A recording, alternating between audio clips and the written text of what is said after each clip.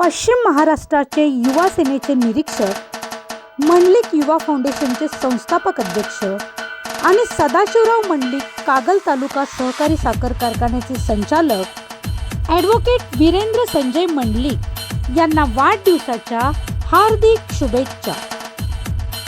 वाढणाऱ्या प्रत्येक दिवसात आपलं ज्ञान, आपली कीर्ती, प्रसिद्धी आणि सुख समृद्धीचा बहर आपल्या आयुष्यात नित्य येत राहो आणि आई तुळजाभवानी आपणास उदंड आयुष्य देवो. याच वाढदिवसाच्या हार्दिक शुभेच्छा. माननीय सदाशिवराव मंडलिक हे तुम्ही डोळ्यासमोर ठेवा. आता शिकवला तुमच्या पिढीमध्ये सदाशिवराव मंडलिकांचं रक्त वाहतंय, विजयदादा मंडलिकांचं रक्त वाहतंय. माघार कुठेही घ्यायची नाही. आईन्स्टाईन व्हा, सदाशिवराव मंडलिक व्हा, विजयदादा मंडलिक व्हा. पश्चिम महाराष्ट्र युवा सेनेचे निरीक्षक, मंडलिक फाउंडेशनचे संस्थापक अध्यक्ष आणि सदाशिवराव मंडलिक सहकारी साखर कारखान्याचे संचालक ॲडव्होकेट वीरेंद्र संजय मंडलिक यांनी आज आपल्या वाढदिवसाचे औचित्य साधत पत्रकारांशी सहभोजनाचा आनंद घेतला. यावेळी उपस्थित पत्रकारांनी त्यांना त्यांच्या पुढील यशस्वी राजकीय कारकिर्दीसाठीच्या काही महत्त्वपूर्ण टिप्स दिल्या. मंडलिक साहेबांची गोष्ट होतं, जिंकण्याचं उन्माद करायचा नाही आणि हरण्याची खंत करायची नाही. तुम्ही 61,000 मतं पडली म्हणून जिंकणाऱ्यांच्या अगोदर तुम्हीच 1 मेळावा घेतला. लक्षात घ्या, हे म्हणजे हे महत्त्वाचं आहे. कारण साहेब काय म्हणायचे की आपलं राजकारणाचं जे काय द्वार आहे ते सदैव उघडं पाहिजे, कायम. कायम तिने साहेब म्हणायचे की ते बंद झालं दुकान की उधारी उडती, त्यामुळे एक फळी कसं चालू ठेवायची काय, असं साहेब म्हणायचे. आणि म्हणून मला असं वाटतं की सदैव संपर्कात राहणं, जशा साहेबांनी नद्या वारमाही केल्या तसे ते सदैव लोकांच्यात सुद्धा वारमाही होते.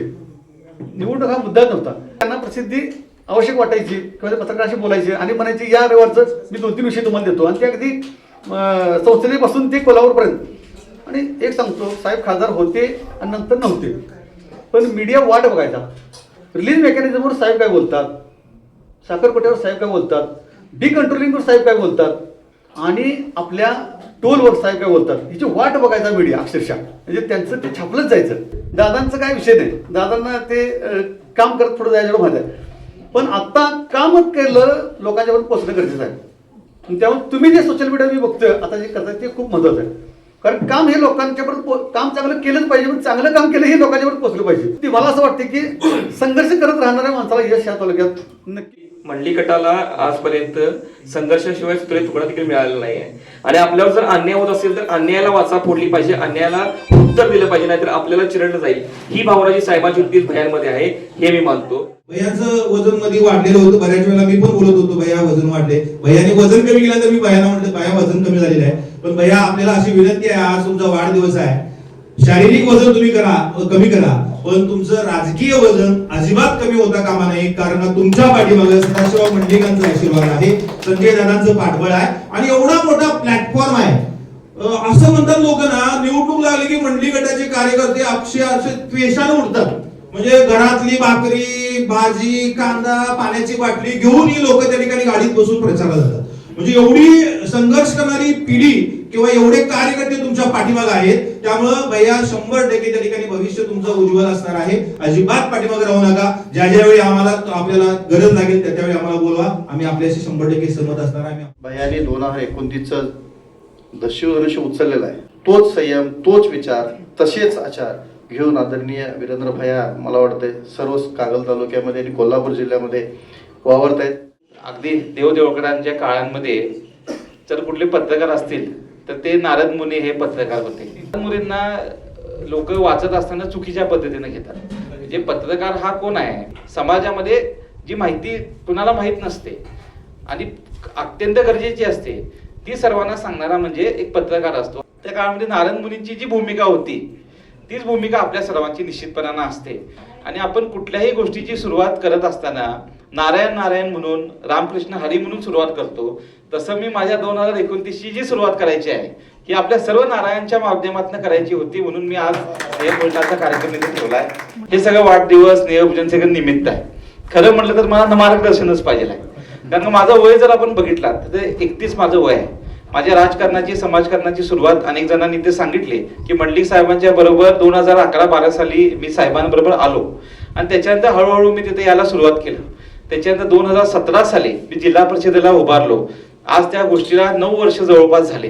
म्हणजे या 9 वर्षाच्या कालावधीमध्ये मंडलिक साहेब 2015 मध्ये आपल्या सर्वांमधून निघून गेले. पण मला कायम शिंदे सर वाटतं की मंडलिक साहेब जर का असते तर त्यांनी मला इतकं मार्गदर्शन केलं असतं आणि रोज की मला वाटते कदाचित मला कधीच अपयश माझ्या याला पडलं नसतं.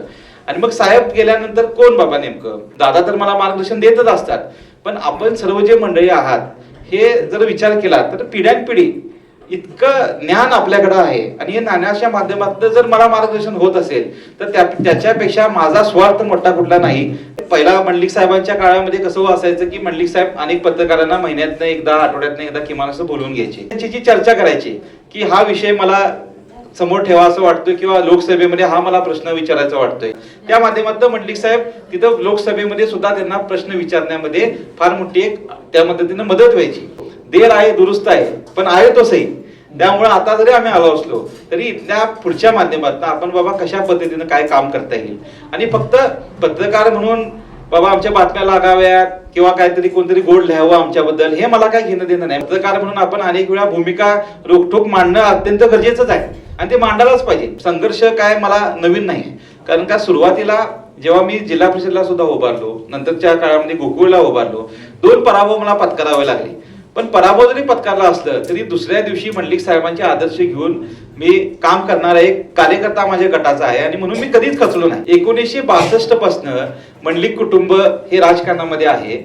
हे आमचं नशीब आहे की आम्ही अजून राजकारणामध्ये टिकून आहे. अनेक जण खासदार होते आणि त्याच्यानंतरची पिढी, दुसरी पिढी, तिसरी पिढी राजकारणामध्ये नाहीये. 64 वर्ष एखाद्या कुटुंबाला राजकारणामध्ये त्याच ठिकाणी कोल्हापूर जिल्ह्यामध्ये कोल्हापूरकर असतील, कागलकर असतील, हे डोक्यावर घेत असतील, याच्यापेक्षा मोठी गोष्ट मला वाटते आणि कुठलीच नसायला पाहिजे.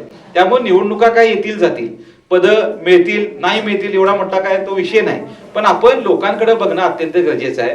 प्लॅटफॉर्म मला तयार आहे. मला काय सुरुवातीपासून बाबा एक माणूस तयार करायचा आहे किंवा एक घर तयार करायचं आहे. घरातनं 10 घरं, 10 घरातनं 100 घरं असं नाही आहे. घरं तयार आहेत, फक्त त्या लोकांना जाऊन चमत्कार केला आणि 2 मिनिटं त्यांच्या घरी चहा पिलो तरी पुष्कळ आहे. आणि मी हे माझ्या माध्यमातून मी करत असतोय. पण याला निश्चितपणानं पत्रकारांची सुद्धा जेव्हा साथ असते तेव्हा या सर्व धोरणाला अगदी शिखर गाठायला मला वाटते ते सुकर होतं असं मला निश्चितपणानं वाटतं.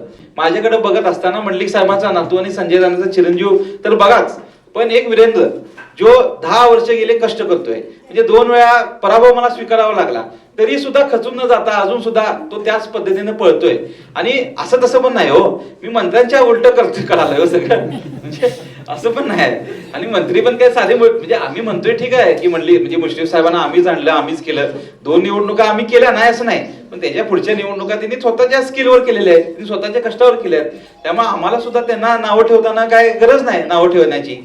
मी फक्त बघत असताना एवढंच बघतोय की एक बाबा 31 वयाचा मुलगा आणि तिकडे 71 वयाचे एक ज्येष्ठ, त्यांच्याबरोबर मला लढाई लढायची.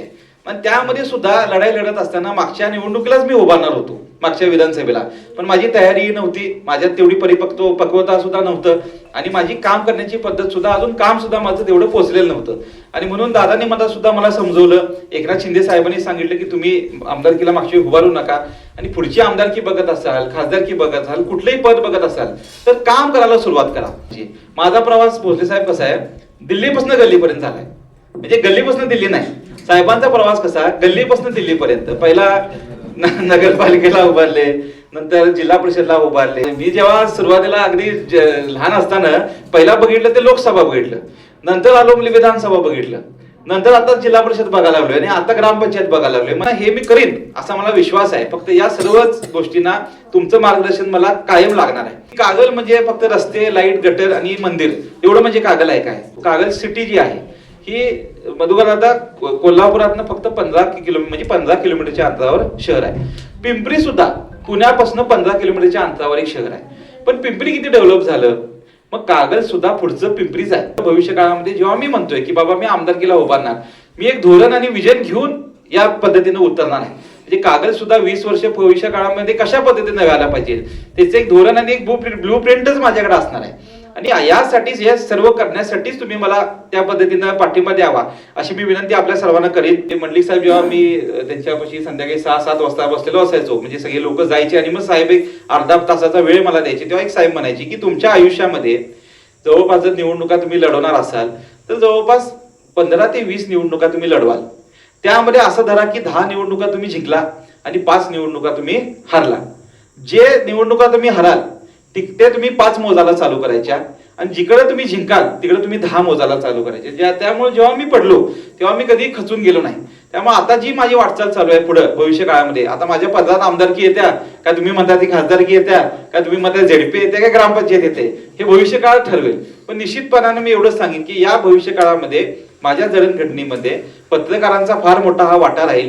आमचा गट आतापर्यंत दुर्लक्षित केलेला आहे पत्रकारांना, इथनं पुढे दुर्लक्षित कुठल्याही पद्धतीने आम्ही करणार नाही हे वचन सुद्धा आपल्या सर्वजणांना देतो. जनगर्जना लाईव्ह साठी कॅमेरामन जय्यद सय्यद सह लता पालकर, गडिंग्लज. चला चला था जाने में मंजिल मगर लोग आते रहे और कारवा बनता गया.